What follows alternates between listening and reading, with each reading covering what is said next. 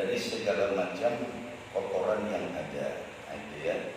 Jadi yang bagus itu adalah istinja yang afdal istinja itu adalah menggunakan batu berair. Ya. Kalau di antara dua pilihan batu dengan air, mana yang afdal? Air yang lebih afdal. Nah, terkait yang kemarin itu terkait dengan istinja. Sekarang ini kan sudah zamannya modern, berarti bukan menggunakan batu, menggunakan tisu. Nah, tisunya itu yang terpenting, Bapak Ibu sekalian, jangan menggunakan tisu basah ketika selesai istinja. Kalau setelah istinja menggunakan tisu basah, maka najis yang tadinya cuma ada di satu lokasi, karena menggunakan tisu basah, maka najis itu akan melebar ke tempat yang lain. Itu yang harus diperhatikan. Kalau memang kalau misalnya menggunakan tisu yang kering, nah kemudian dibersihkan dengan tisu yang kering, selesai bersih dengan tisu yang kering, baru dibasuh dengan air. Itu yang afdal, yang utama. Sebab di antara kita ini rata-rata masih banyak yang belum memahami terkait dengan istinja, cebok. Itu jarang yang tahu, Pak. Kalau kita coba praktekkan, itu hampir mayoritas banyak yang keliru, salah dalam beristinja. Kenapa? Ini fokus utamanya. Kalau istinjanya salah, kemudian dia sholat, maka sholatnya masih membawa najis, tidak sah sholat. Makanya ketika hadis Nabi Rasulullah melewat satu kuburan, Rasulullah menangis. Kata Rasulullah, ini dua orang sedang diazab. Yang satu ini persoalannya kecil, kenapa? Istinja nggak bersih. Istinja nggak bersih. Ini di kita ini kan pada rata-rata nggak mau mempelajari babul istinja, karena itu penting. Ya ini makanya saya berulang kembali ya. Kalau yang kemarin Rabu ketiga hadir, maka ini istinja ini perlu benar-benar saya stressingkan sekali, tekankan, karena banyak orang yang tidak memahami terkait dengan istinja. Contoh paling simpel begini dah. Kalau kita kerja di kantor, kemudian menggunakan celana panjang, kemudian pipis, nggak mungkin kita dari pagi sampai siang hari nggak pipis, pasti pipis. Ketika buang air kecil, nah menggunakan celana, kemudian underwear, pakaian dalamnya, saya khawatir ya, pertama itu istinjanya tidak benar, yang kedua kecipretan. Kalau istinja tidak benar, kemudian dia langsung menggunakan, artinya ya ditutuplah pakaiannya, celananya ditutup rapi. Yakinkah setelah istinja itu tidak ada yang keluar berikutnya? Itu aja. Kalau memang dia yakin tidak ada yang keluar, oke, selesai, tidak ada masalah. Nah, kalau misalnya ada yang keluar, kemudian dia sholat zuhur, nanti juga dilaksanakan sholat asar, berarti di saat dia sholat zuhur, di saat sholat asar, dia masih membawa najis. Kalau masih membawa najis, maka tidak sah sholatnya. Nah ini, jadi di situ Pak, hampir semua Bu, banyak ya apa ya, ketika pengajian saya di kantor ya saya bilang begini, kita bicara yang faktual aja ya, kenyataan yang terjadi di tengah-tengah masyarakat kita begitu kurang peduli terhadap kebersihan terkait istinja. Ya, ini perlu saya tekankan ya Pak ya. Jangan sampai salah, itu rata-rata banyak yang salah. Nah kemudian di bab yang kemarin tentang furudul wudu, tentang fardu-fardunya daripada wudu ya. Nah, wa furudul wudu sittatu asya. Pertama, an-niyatu 'inda ghaslil wajhi, yaitu niat di saat membasuh muka. Nah, konteks yang saya bicarakan kemarin, batasan muka dalam berwudu itu di mana? Ayo baru saya tanya. Ayo yang namanya muka mana batasannya?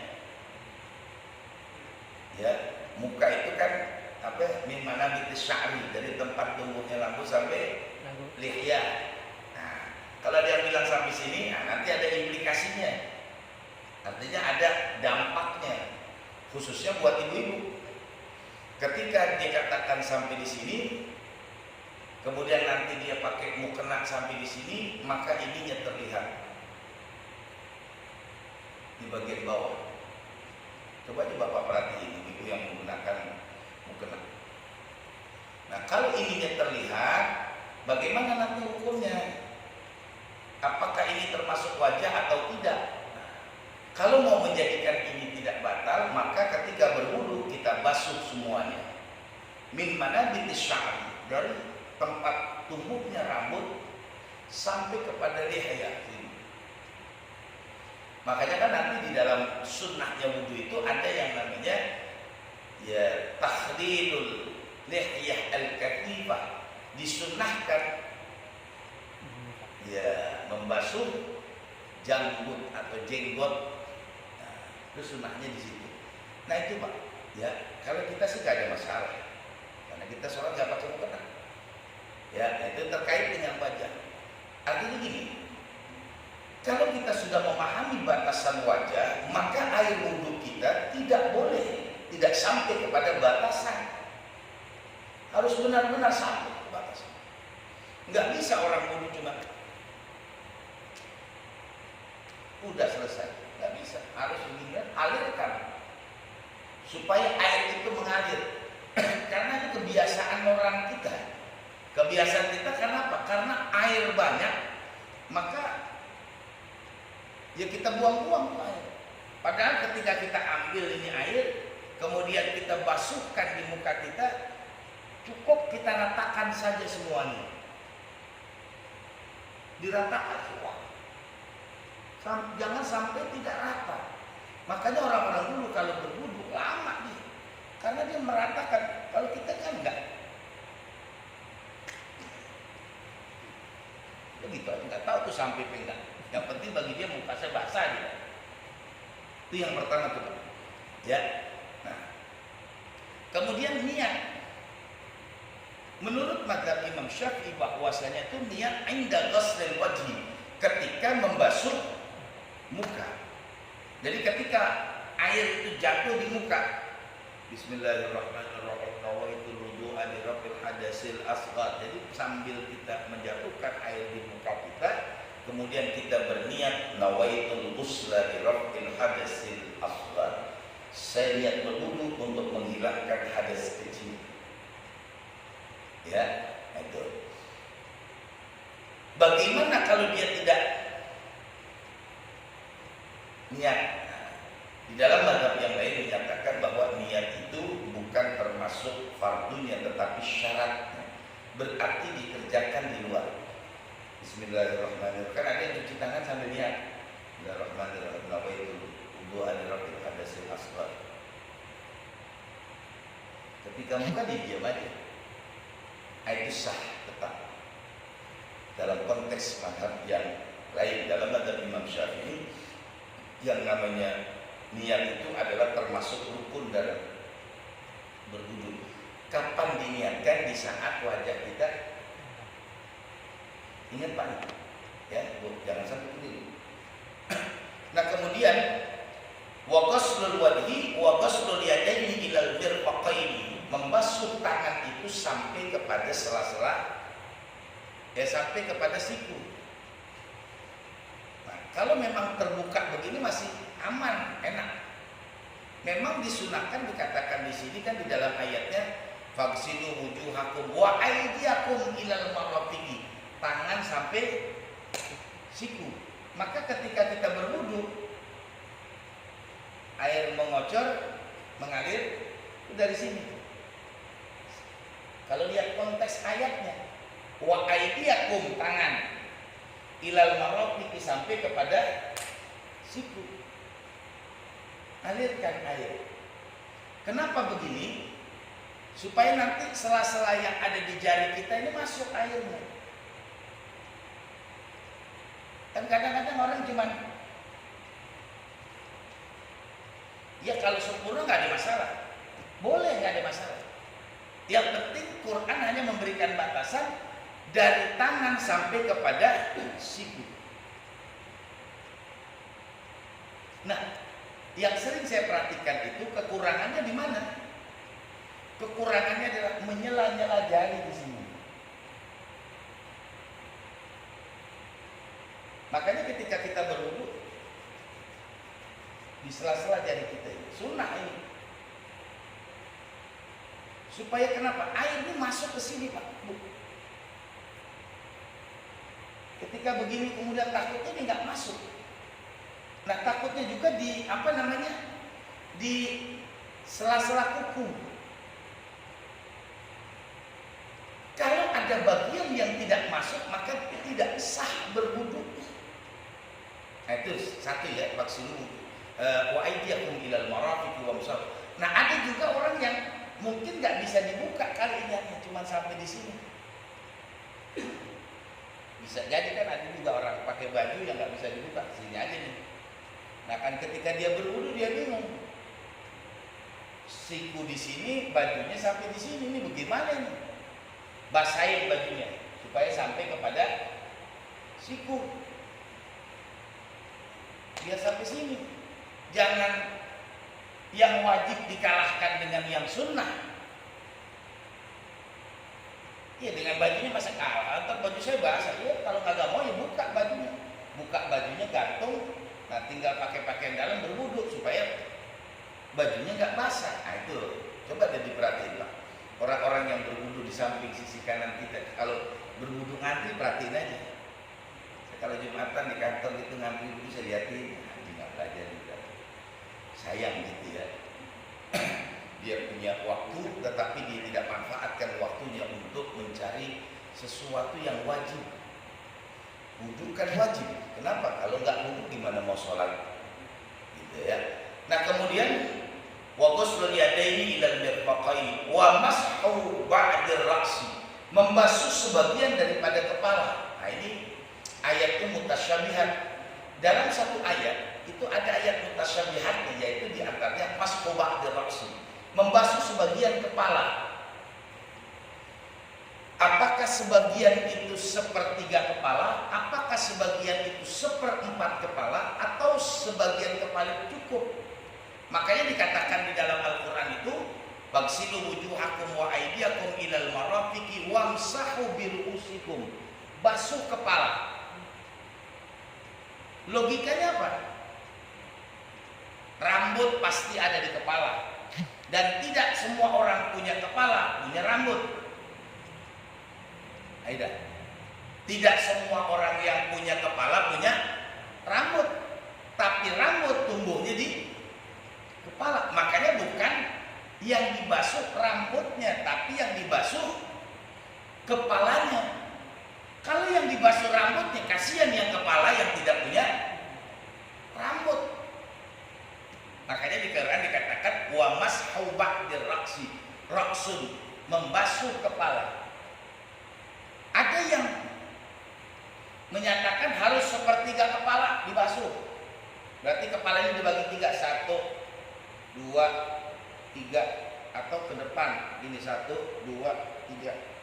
Itu harus sepertiga. Jadi ketika diambil harus segini basahnya, kalau enggak di belakang begini. Ada yang membagi kepalanya jadi 1/4.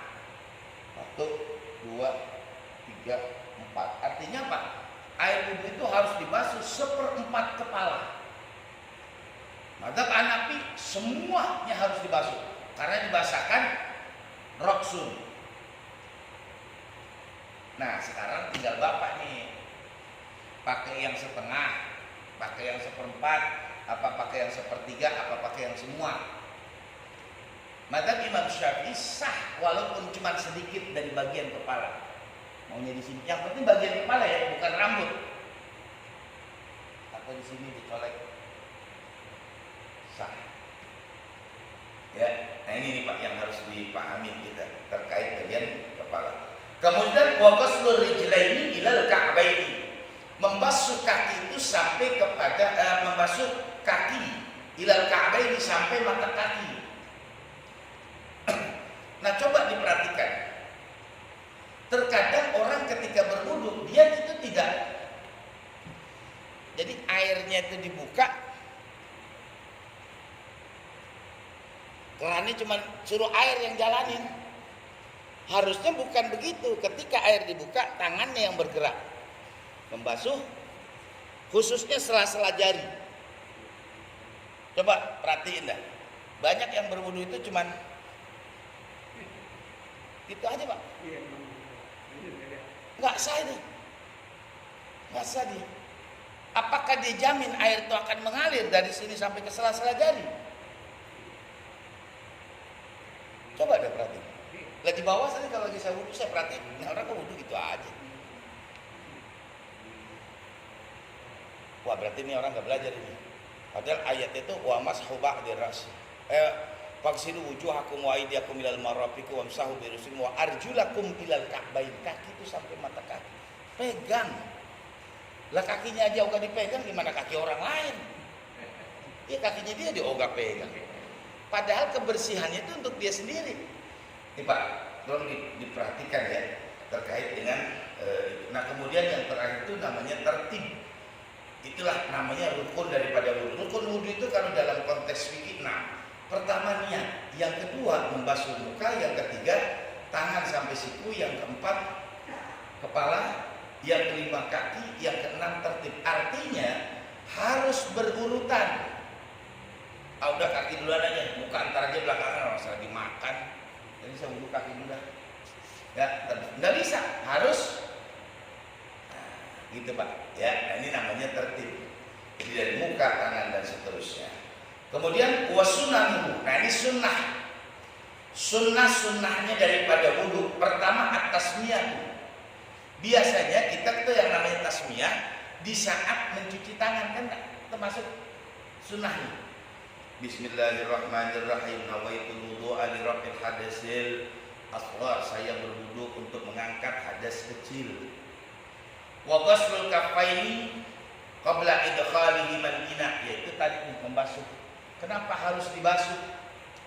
Ini termasuk sunnah karena dalam perjalanan kita pegang ini, pegang itu. Takut khawatir ada bakteri.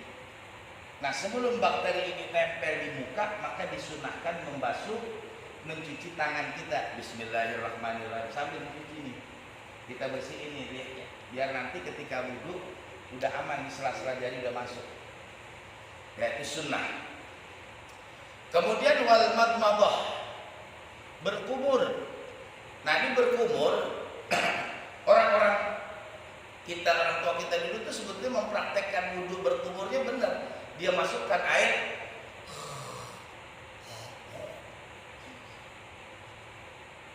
walaupun ini sunnah ya, orang-orang tua kita dulu benar. Benar tuh dia. Kalau sekarang kan enggak. Enggak masuk ke dalam. Yang benar itu ketika dia berkumur, geser kanan. Supaya apa? Sela-sela apapun yang bekas tadi kita makan, kita apapun, biar dia keluar. Harusnya begitu Pak. Makanya saya bilang, kita perhatiin nih, kita yang belajar, perhatiin. Ya Allah, orang kok begitu amat ya. Gitu doang Pak. Takutnya kenapa? Tadi bekas ada makanan yang masih menempel, ada tes rasa yang masih berada di dinding-dinding mulut kita.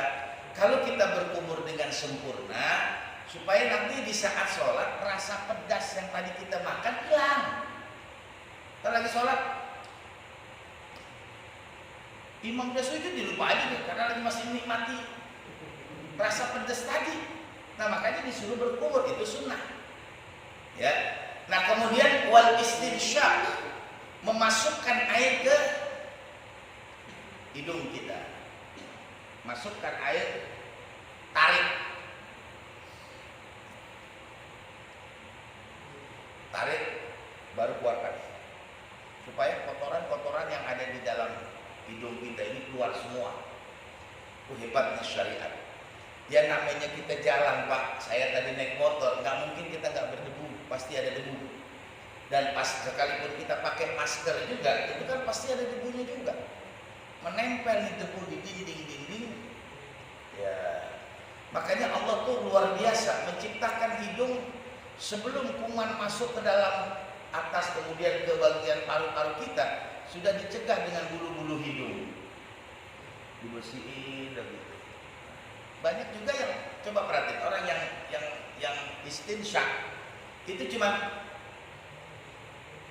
digini-gini doang masukin air begini. Padahal yang baik, yang sempurna ambil tarik, perih, memang perih.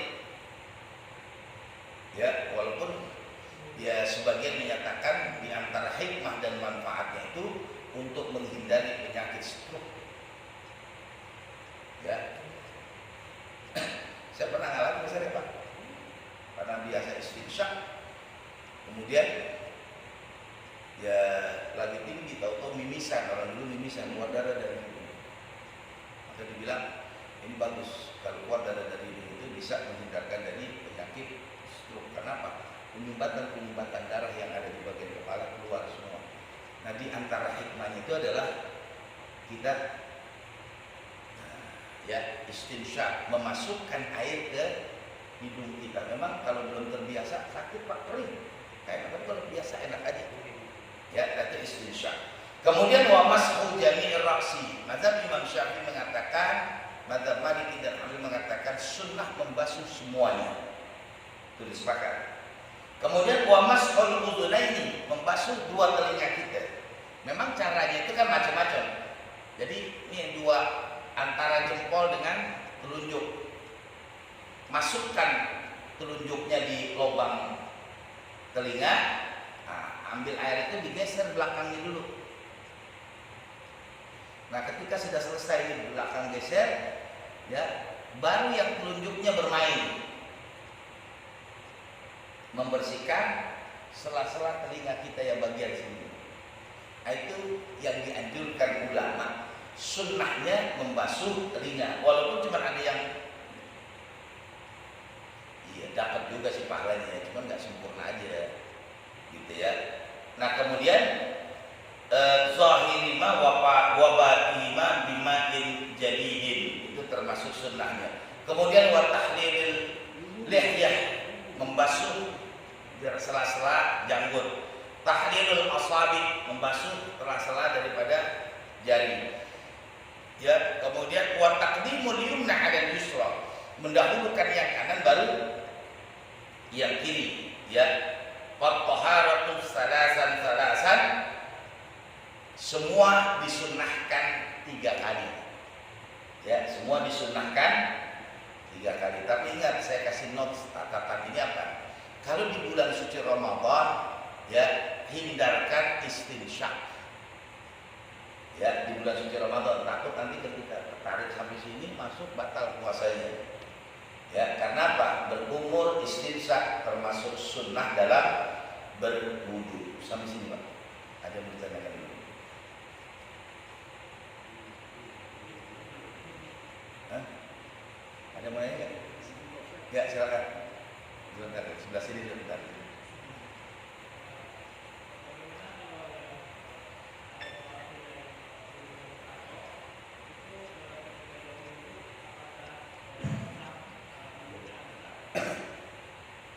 Ya.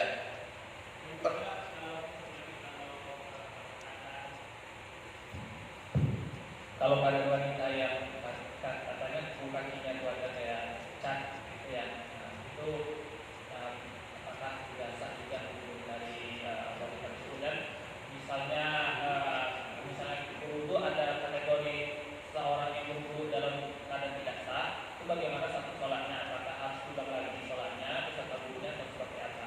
Terima kasih. Ya. Pertama, bagi orang yang memiliki tato itu kan ada dua, ada permanen, ada yang istilahnya ada yang permanen dan tidak permanen. Kalau yang tidak permanen harus dihilangkan terlebih dahulu. Ya, kalau permanen tetap dia lakukan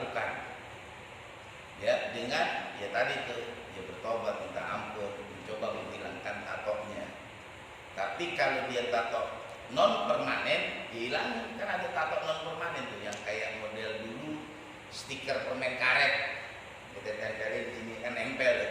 Itu harus dihilangkan. Jangankan tato semacam itu, lem Korea, lem yang di jalanan kalau kena ini nempel pak, bersih ini susah. Cat atau kita kerja di bengkel motor, selas-selas ini hitam semua nih, bekas oli, maka dia harus benar-benar dibersihkan dulu. Setelah itu jadi baru berwudu. Kalau misalnya dia tadi tuh perempuan yang pakai cutek, apa namanya nih, cat kuku. Nah, ketika dia berwudu tidak sah wudunya. Kenapa? Karena terhalang cat kuku, sama seperti tadi tato yang non permanen. Ya, bagaimana dia sholatnya? Tidak sah sholatnya.